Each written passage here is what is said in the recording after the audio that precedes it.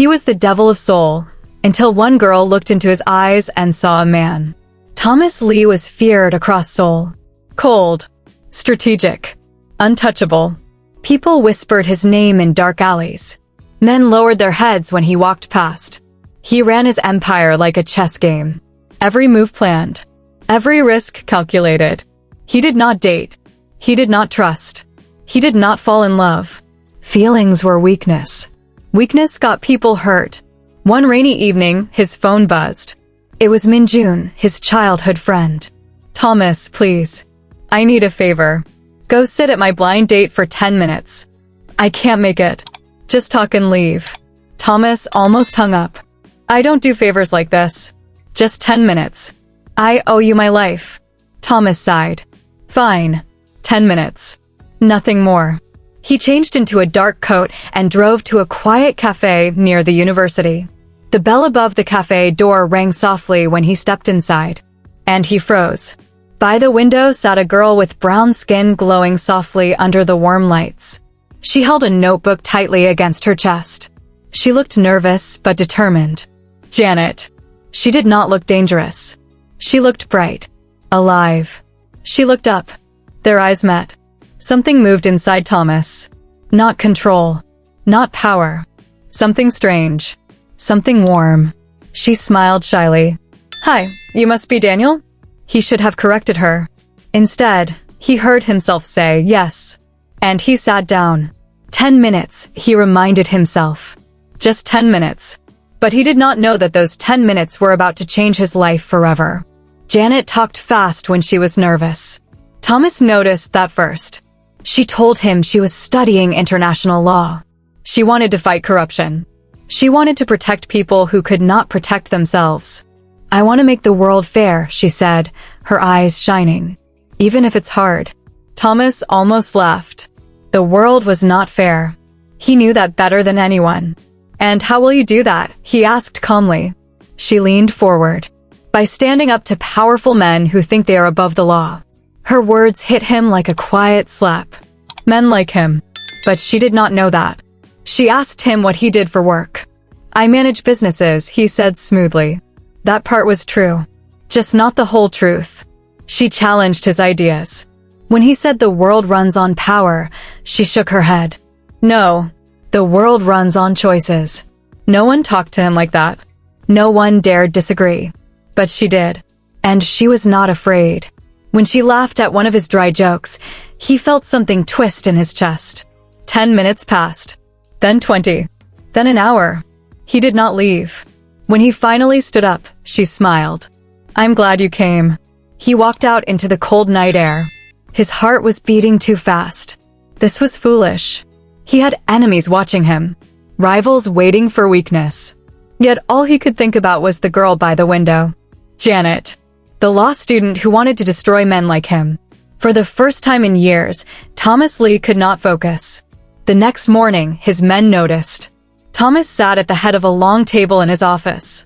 Papers were spread in front of him. Plans. Routes. Contracts. But his mind was not there. "Boss?" one of his men asked carefully. Thomas blinked. "Continue." They exchanged looks. Their leader never drifted away like this. He was always sharp. Always ahead. Later that day, Thomas found himself driving near the university. He told himself it was coincidence. But it wasn't. He saw her outside, sitting on a bench reading. He watched from inside his car. She looked peaceful. Safe. And he felt something he had not felt in years. Fear. Not for himself. For her. His world was dark. Dangerous. If she stepped into it, she could get hurt. He drove away before she could see him. That night, he ordered something shocking. He called his financial advisor. "Move the nightclub assets." Quietly. "Sir, we are going legal." Slowly. "Clean investments only." The man on the other end hesitated. "That will upset some people." Thomas's eyes turned cold again. Let them be upset. For years, he had been planning to leave the violence. To turn his empire into real businesses. Real companies. But he always delayed. Until now. Janet did not know it. But she had already changed something inside him. A week later, Janet found out the truth. She was walking out of the library when two black cars pulled up nearby. Men stepped out. Strong. Silent. They opened a door. And Thomas stepped out. Not in casual clothes. In a sharp suit. Surrounded by guards. Students froze. Whispers spread. That's Thomas Lee, the Mafia boss. Janet's heart stopped. No, it couldn't be. Thomas saw her. For a moment, the world went quiet. She walked toward him slowly. Tell me they're lying, she said softly. He did not lie to her this time. I lead an organization. An organization that hurts people? He did not answer. Her eyes filled with anger. You pretended to be someone else. Yes, you're everything I stand against. Her words were sharp. Sharp enough to cut. But he did not look away. I am trying to change it, he said quietly. She shook her head. People like you don't change. That hurt more than any bullet ever could. She turned and walked away. Thomas did not follow. He stood there, watching her leave. And for the first time in his life, he felt powerless. That night, trouble came. A rival gang leader named Kyng had been watching Thomas closely. He had heard rumors. The boss is distracted, Kong told his men. Weak. And weak leaders get attacked. A warehouse owned by Thomas's company was set on fire. Phones rang nonstop. His men demanded revenge. Give the order, they said. Thomas sat silently, staring at the flames on a screen. Violence would be easy. Violence was familiar. But Janet's voice echoed in his mind. The world runs on choices. He closed his eyes. No retaliation, he ordered. The room went silent. Boss, we're done with that life. Some of his men looked shocked. Some looked angry. But none dared disobey. Later that night, Thomas received a message. Unknown number. Stay away from the girl, or she gets hurt. His blood ran cold. They knew. He had kept her separate from his world. But enemies were smart. He stepped onto his balcony, the city lights glowing below. He had two choices. Push her away forever to keep her safe. Or fight in a new way. Not with guns. Not with fear. But by stepping fully into the light. His phone buzzed again. A picture. Janet leaving campus. Taken from far away. Thomas's jaw tightened. For years, he feared nothing. But now, he was afraid of losing something he had just found. Thomas did not sleep that night. He kept looking at the photo of Janet walking out of campus. It wasn't a threat anymore. The next message had come an hour later. Relax. Just business pressure. Stay focused. It wasn't about hurting her. It was about testing him. Kong and the others wanted to see if Thomas would lose his calm because of a girl.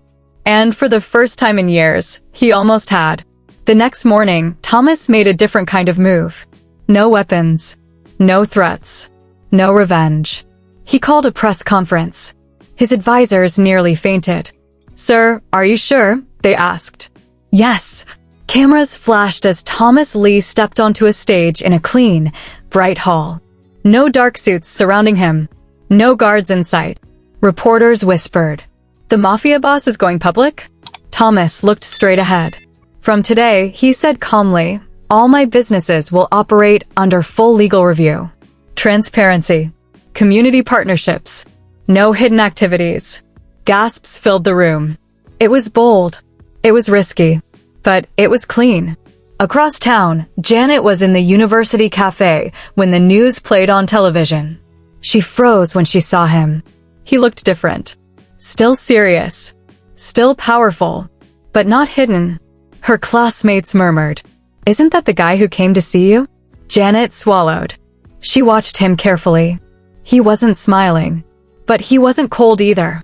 He looked determined. Her phone buzzed. A message from him. I told you I was trying to change it. Her heart beat faster. She didn't reply. But she didn't block him either. Days passed. Thomas stayed away from campus. He didn't want to pressure her. Instead, he did something unexpected. He donated anonymously to the university's legal aid program. He funded scholarships for international students. He invested in small local businesses that had been struggling. Quietly. No headlines. No praise. Janet noticed. Her professor even mentioned it. Whoever this donor is, he said, they believe in justice. That word echoed in her mind. Justice. One evening, as the sun painted the sky orange, Janet walked alone near the Han River. She needed fresh air. She needed to think. Still fighting the world, a calm voice asked behind her. She turned. Thomas. No guards. No black cars. Just him. How did you know I'd be here? She asked.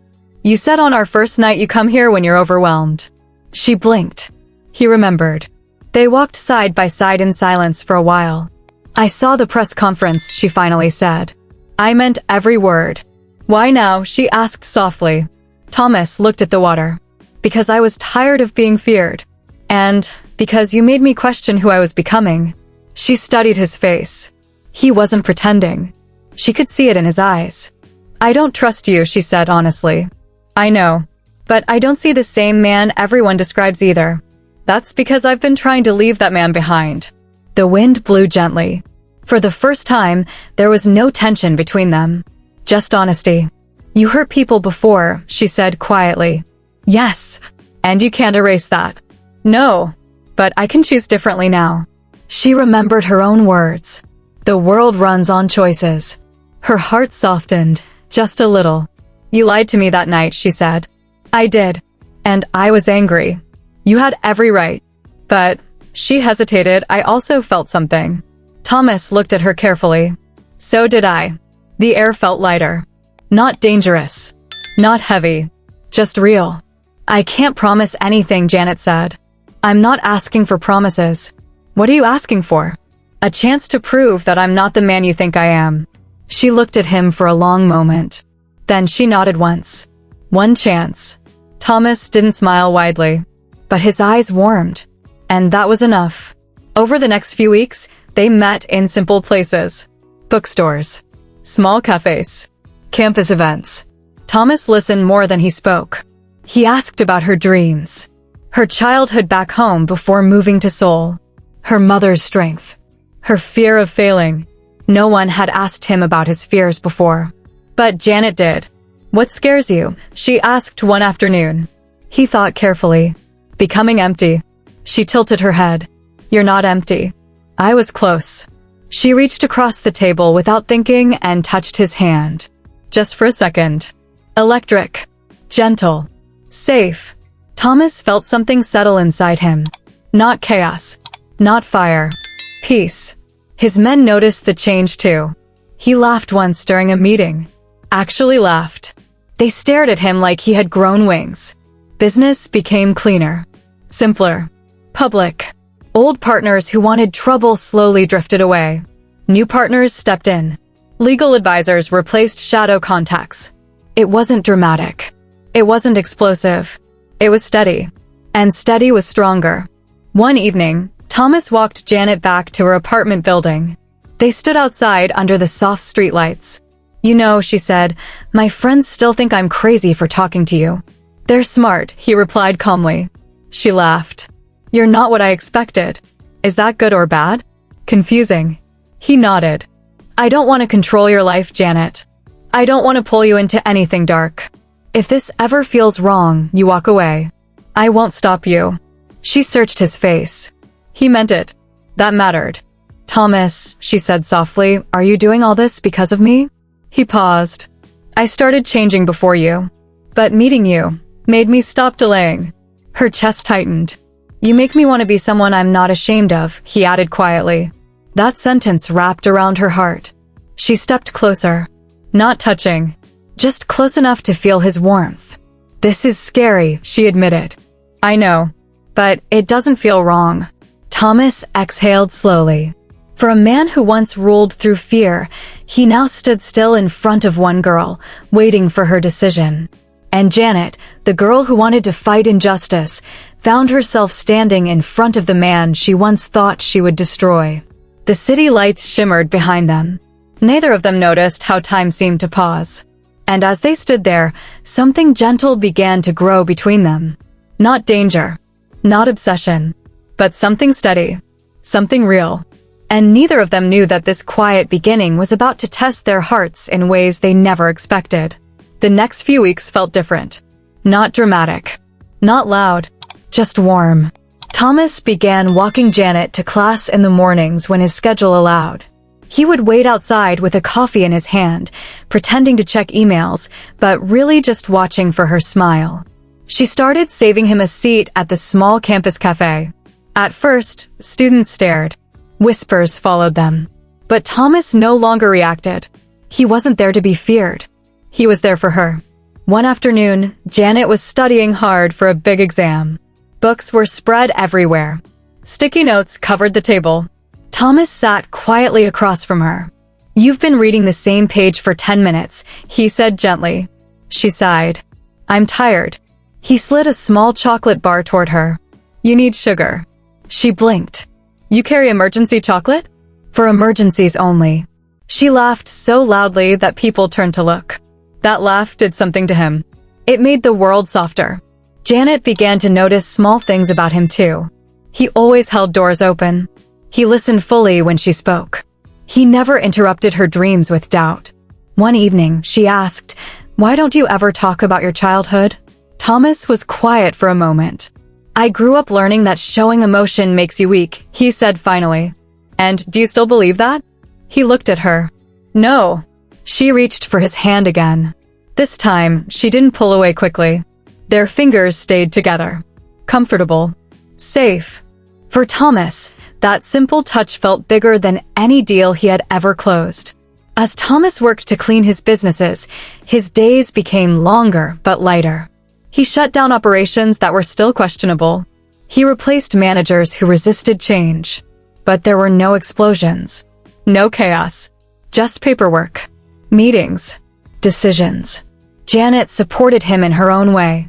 She would sit beside him in his office sometimes, doing her assignments while he reviewed contracts. "Read this clause," she would say suddenly. "It needs clearer wording." He would smirk. "You're correcting my lawyers now?" "Yes."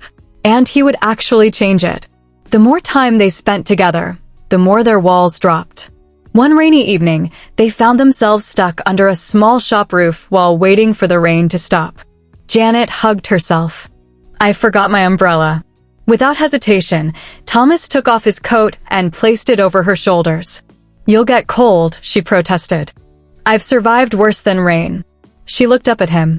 Raindrops rolled down his hair, down his face. For once, he didn't look like a powerful boss. He looked like a man. Just a man. "Thomas," she whispered. "Yes." "Why did you really stay that night at the cafe?" He didn't hesitate this time. "Because when you looked at me, you didn't look afraid." Her heart pounded. "I didn't know who you were." "Exactly." She stepped closer. "I'm not afraid now either." The rain slowed, but neither of them moved away. He gently brushed a drop of water from her cheek. Slow. Careful. Like she was something precious. Their eyes locked. And this time, when he leaned closer, she didn't step back. Their first kiss was soft. Not rushed. Not hungry. Just two hearts trying something new. When they pulled apart, both of them were breathing differently. Janet smiled shyly. "I guess this is dangerous," she whispered. Thomas shook his head slightly. "No, this feels right." Their love grew quietly but deeply. Thomas started opening up more. He told her about nights when he couldn't sleep because of old regrets.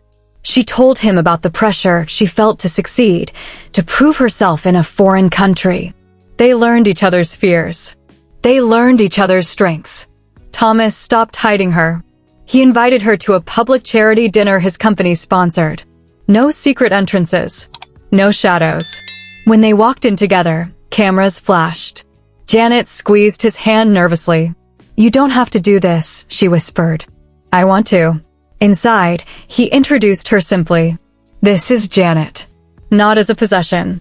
Not as a trophy. Just Janet. She noticed how his employees respected him differently now. Less fear. More admiration. After the event, they walked by the river again. "Do you regret meeting me?" she asked suddenly. He stopped walking. "Never. Even though your life became complicated, my life became clearer." She swallowed. "I'm still going to fight injustice, you know. I expect you to. What if one day we disagree? Then we talk. We learn. We choose better. Her chest tightened at that word again. Choose. She realized something. Thomas didn't want to own her. He wanted to grow with her. That scared her in a new way, because it felt real. Deep. Serious. She turned to face him fully. Thomas Lee, she said softly, I think I'm falling in love with you. The world seemed to pause. For a man who once believed love was weakness, the words hit him like sunlight breaking through dark clouds. He lifted her chin gently. I don't think I'm falling, he replied. I already have. Her eyes filled with tears, but she smiled. And as they stood there under the city lights of Seoul, something strong and steady formed between them. Not built on fear, not built on lies, but built on choice. And for the first time in his life, Thomas Lee didn't feel like a man running an empire. He felt like a man building a future. But even as their love deepened, life was about to test just how strong that future could be. The night Janet said she was falling in love with him, Thomas did not sleep. Not because of danger, not because of business, but because for the first time in his life, his heart felt full. The next morning, he showed up at her apartment building earlier than usual. Janet came down wearing a simple blue dress and holding her books. She stopped when she saw him. You look serious, she said carefully. I am. Her heart jumped. Did something happen? Yes, he replied calmly. I made a decision. She blinked. Thomas stepped closer, but not too close. I don't want to keep walking beside you without clarity. I don't want to hide what this is. Janet, will you officially be with me? She stared at him. You mean, like boyfriend and girlfriend? Yes. No secrets. No secrets. No pretending? No pretending. No controlling my life? He shook his head gently. Never. Her lips curved slowly into a smile. For someone who once said he doesn't date, you're doing this properly. I'm learning. She stepped closer, looking into his eyes. I don't want a half version of you, Thomas. You won't get one. She took a deep breath. Okay. He frowned slightly. Okay. Yes. I'll be your girlfriend. For a second, he didn't react. Then the smallest, rarest smile touched his face. And somehow that smile felt more powerful than all the fear he once ruled with. He gently pulled her into his arms. Not tight, not possessive, just warm. And Janet felt safe. Making it official changed something between them. It wasn't louder. It wasn't dramatic. It was steadier. Thomas began introducing her properly. This is Janet, my girlfriend. The word felt strange on his tongue at first, but he liked it. At the office, his staff noticed the shift. He was calmer, more patient. He even allowed open discussions during meetings. One afternoon, Janet visited him unexpectedly with lunch she had packed. His assistant almost fainted when she walked in confidently. Is he busy? She asked sweetly. For you? I don't think so. When Thomas saw her sitting on his couch, holding 2 lunch boxes, his eyes softened immediately. You cooked? He asked. Yes. Don't complain. They ate together in his office. She teased him about how serious he looked while chewing. He teased her about how dramatic she was when explaining cases. It felt normal, healthy, real. Later that week, they went on their first proper date as an official couple. No blind date confusion. No pretending. Just them. Thomas chose a quiet rooftop restaurant overlooking the city lights of Seoul. When they arrived, Janet looked around in awe. This is beautiful. He watched her instead of the view. Yes, he said softly. She caught him staring. Stop. I can't. She laughed and shook her head.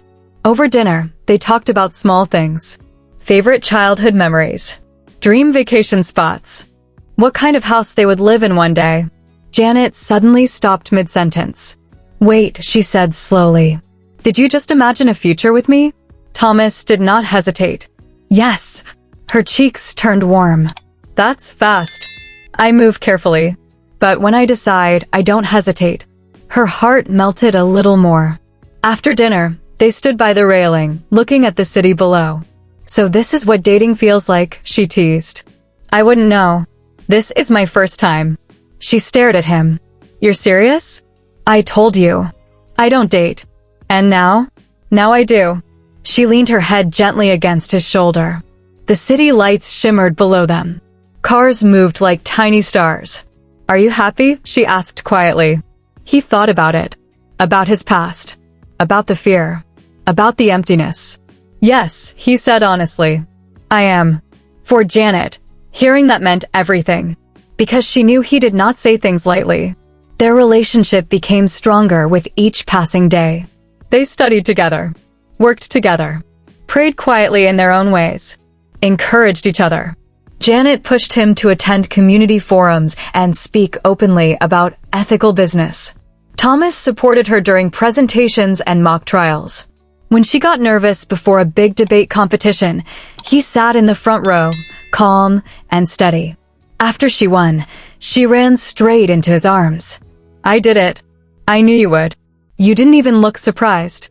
I wasn't. She laughed and kissed his cheek. People around them whispered again. But this time, it wasn't fear. It was curiosity. Respect. Over time, Thomas's name began to change in public opinion. From feared boss to powerful businessman. From shadow leader to strategic reformer. And beside him, always steady, was Janet. One evening, as they walked hand in hand under soft streetlights, Janet squeezed his fingers. Do you ever think about how strange our beginning was? A blind date that wasn't mine, he said. And a law student who wanted to fight men like you. He smiled slightly. And now? Now I'm dating the man I once thought I would arrest. He laughed quietly. And I'm dating the woman who made me want to deserve her. They stopped walking. She looked up at him.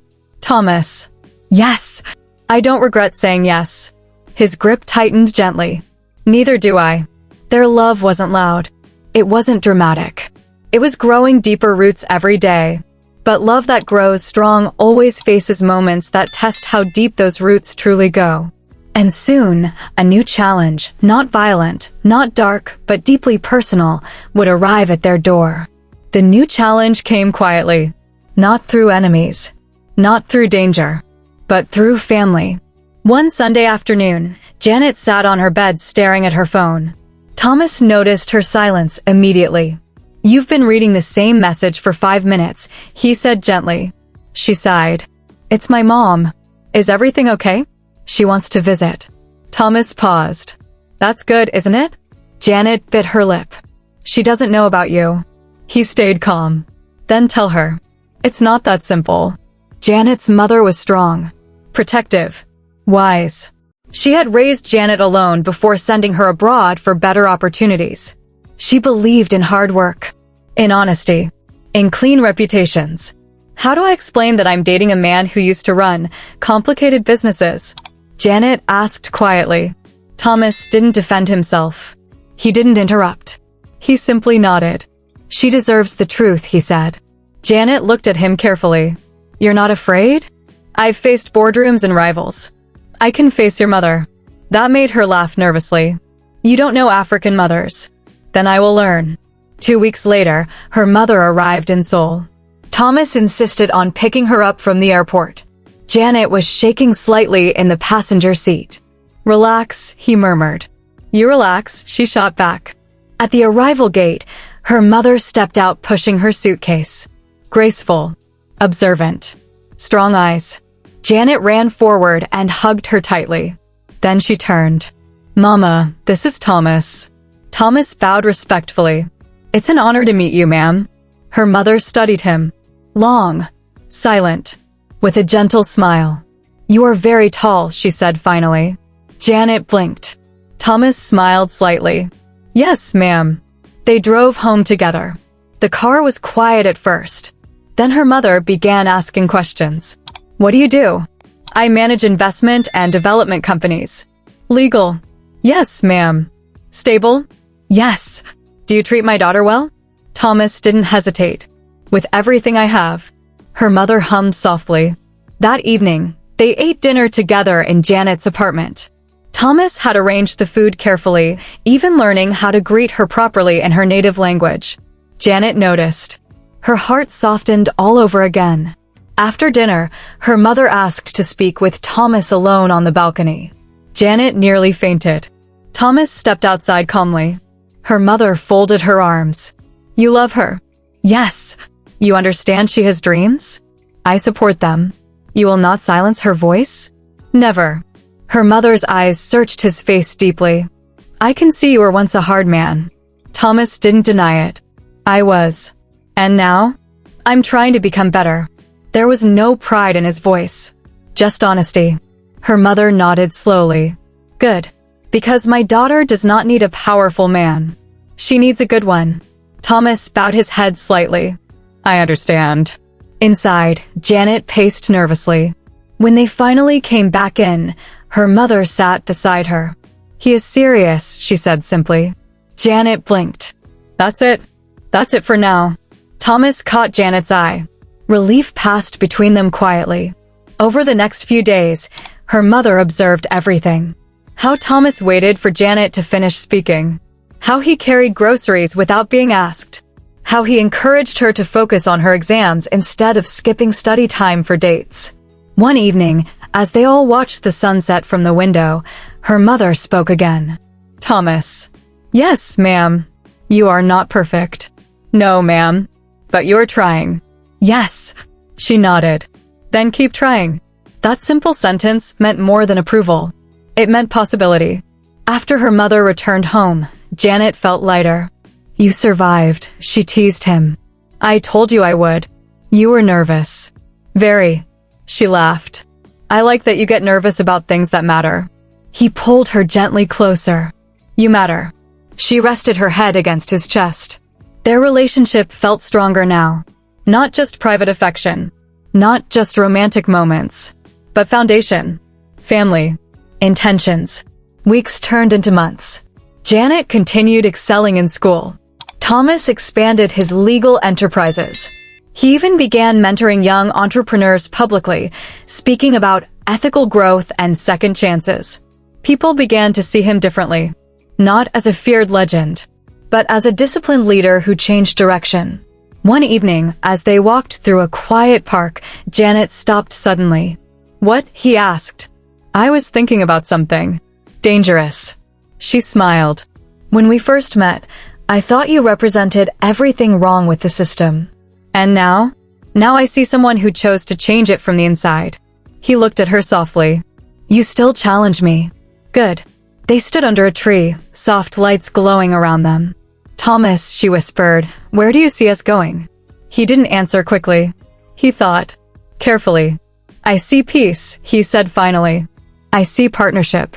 I see building something honest. Her heart beat faster. And I see you beside me, he added. She felt warmth spread through her chest. Not rushed. Not pressured. Just certain. But as life continued to move forward gently, another kind of test began forming. Not from family. Not from enemies. But from opportunity. A prestigious international internship offer arrived in Janet's email. And it wasn't in Seoul. Janet stared at the email for a long time. Her hands felt cold. It was real. An international internship in London. One of the best legal programs in the world. Only 5 students were chosen globally. And she was one of them. Her heart should have jumped with excitement. But instead, it felt heavy. That evening, she met Thomas at their usual spot by the river. He noticed her quiet mood immediately. What happened? He asked softly. She handed him her phone. He read the email carefully. His eyes paused at the words, 6-month residency required. He looked up at her. This is big. I know. You worked for this. I know. Silence settled between them. 6 months. Different country. Different time zone. Different world. You should go, Thomas said calmly. She blinked. That's it? What did you expect me to say? I don't know. Maybe tell me to stay. His jaw tightened slightly. I would never hold your future back. She looked at him carefully. You're not scared. I am. Then why are you so calm? Because loving you means wanting your growth, even if it stretches me. Her eyes filled with tears. I don't want distance to change us. It won't, he said firmly. You can't promise that. No, but I can promise effort. She stepped closer. What if I get busy? What if we argue? What if? He gently held her shoulders. Janet. Look at me. She did. Do you love me? Yes. Do you trust me? Yes. Then we'll face 6 months. She laughed through her tears. You make everything sound simple. It isn't simple. It's just a choice. That word again. Choice. The world runs on choices. And she chose him. I'll go, she whispered. And I'll come back. He nodded once. I'll be here. The weeks before her departure were soft and meaningful. They didn't try to rush memories. They simply lived them. Cooking together. Late night walks. Quiet studying. He attended her small farewell dinner with her classmates. He didn't dominate the room. He sat proudly beside her. When she gave a short thank you speech, she glanced at him. And to the person who reminded me that people can change, thank you. He didn't look away. The night before her flight, they stood again by the river where everything had shifted months ago. Remember our first real conversation here? She asked. Yes. You said you were afraid of becoming empty. I remember. Are you still? He shook his head gently. Not anymore. She smiled softly. Good. The airport goodbye was quiet. No drama. No loud promises. Just deep eye contact. When boarding was announced, she hugged him tightly. I'm not scared, she whispered. Good. But I will miss you. I'll miss you more. She pulled back slightly. Take care of yourself. Always. She walked toward the gate, then turned once more. He was still standing there. Steady. Watching her with calm strength. And for the first time in his life, Thomas Lee didn't feel like a man losing control. He felt like a man secure enough to let go temporarily. Months passed. Video calls filled their nights. She told him about court observations and cultural differences. He told her about new partnerships and community programs. They argued once over scheduling. They apologized. They learned. They grew. Distance did not shrink them. It refined them. 6 months later, Thomas stood once again at the airport. This time, waiting. When Janet walked out with her suitcase, scanning the crowd, their eyes met instantly. She dropped her bag. He walked forward. Not running. Not dramatic. Just certain. She stepped into his arms. And this time, the hug felt different. Stronger. Proven. I'm back, she said against his chest. I know. Did you change while I was gone? Yes. How? I became more patient. She laughed softly. And you? I became more sure. They walked out of the airport hand in hand. No shadows following.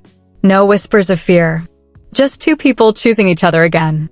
Later that evening, as they stood on the rooftop where they had once defined their relationship, Thomas looked at her seriously. When you first met me, I was a man people feared. She nodded. Now you're a man people respect. He shook his head slightly. I don't mean business. She waited. I mean my heart. You changed it. She stepped closer. No, she said gently. You changed it. I just reminded you that you could. The city lights sparkled around them. Seoul felt peaceful. Thomas took her hands in his. I don't regret that blind date. Me neither. It was the first step toward redemption. And love, she added. He smiled. Yes, and love. Then he said, do you know that my friend actually set me up on that date not for himself, but for me? He eventually told me that he wanted me to find love. Funny how that sounds, because I didn't just find love, I actually found my soulmate. He smiled softly. They stood there quietly, not rushing the future, not forcing the next chapter. Just grateful for the journey. A feared man who chose differently. A brave woman who believed people could change. That became the beginning of something steady, honest, and beautifully real.